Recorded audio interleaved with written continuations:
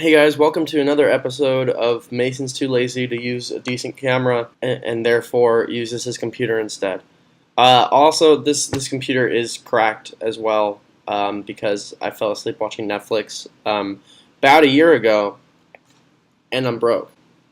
But anyway, enough with the humor. I think the thing I've kind of discovered recently is this channel does have a lot of opportunity. But anyway, yeah, so I'm going to still be doing the releasing of my second book, which is that German workbook, starting once I hit 1,000 subscribers. The second I hit 1,000 subscribers, that book is going right up. I will not hesitate. I will call out of work and just publish it right then and there. I've been realizing recently that a lot of these intro videos are kind of really important because you guys need to know how the test is broken down. So today I will be doing the one on the Introduction to Sociology exam. This is the exam I like to call pointless. In other words, okay, it's not pointless. Oh, it's introductory sociology. Okay, oops. Something that you really need to know with these tests in general is that they are for college classes, but some college classes, even though, like I said, this is probably the easiest exam to study for, sociology is one of those courses that I don't find it completely pointless, but it could kind of just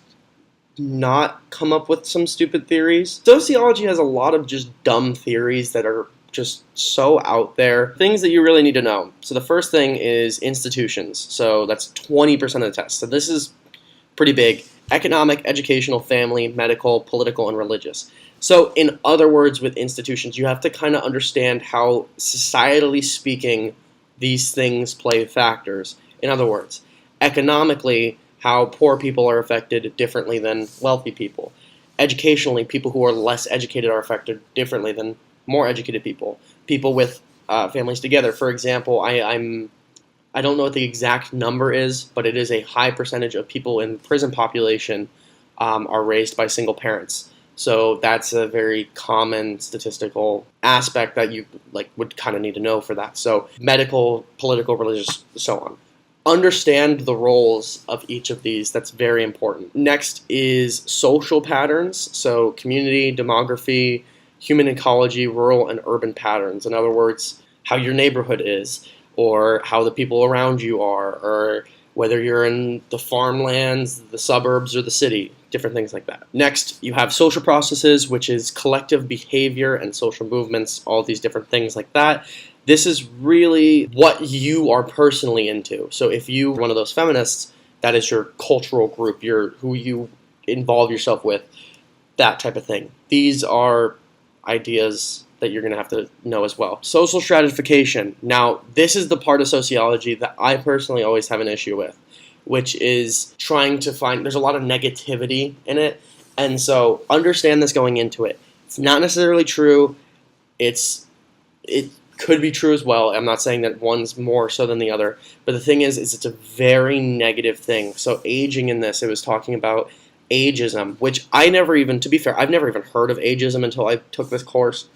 And the whole premise is basically that as you age, people don't want to hire you as much because you're more likely to die. That's the gist of it. Race relations, so people being racist, being sexist, different things like that. How certain classes are less able to move up the social ladder than others, etc., etc. The test, now, again, it's one of those things that politically, I think this is one of those tests that people get more politically heated about than even political science. Even though political science is like politics, this is more politically heated because this is more about us than how the government works. So yeah, this is the 25% of the test. It's a quarter of the test, and I think it's very important that you know that this is one of those things that people get politically passionate about. So what I would like to say with a CLEP exam. CLEP exams are multiple choice. You have A, B, C, D options, okay? You have to pick which one makes sense to the sociology professors. Do not pick your opinion.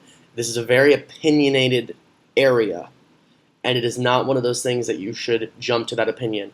Say what you need to say to pass the test so you get the credits. This is not something that is on your permanent record. You're not going to be scarred socially because you disagreed with your own moral stance. Just believe me, just stick with what the instructions tell you.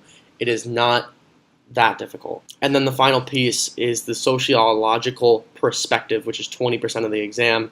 which is just the history of sociology and different theories along that. So that is the gist of basically the entire test. I don't know where else you can go with this, but I hope you enjoy the CLEP playlist I have out here. Just understand that when you go into these exams, please leave yourself at the door and understand you're taking an exam that not a person is grading. It is robotically graded. So it was written by somebody who has the power to put their opinions into it, especially in a realm like this. There is a big difference between talking about whether or not Mark Weber believed one thing or another thing versus somebody telling you that all people who are of X group of people are poor.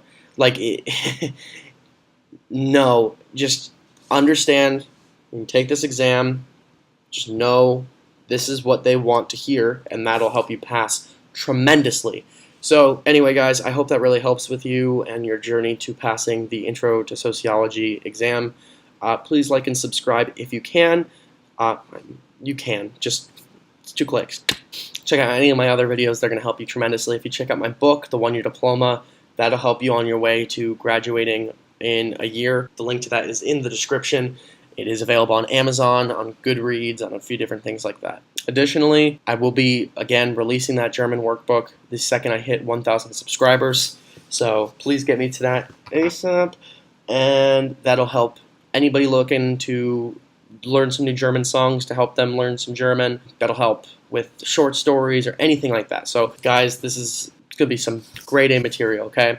Like, subscribe, check out my book, get me to 1,000 subscribers. Comment if you have any questions, please. I'm always open for more questions. And I hope you have a lovely day.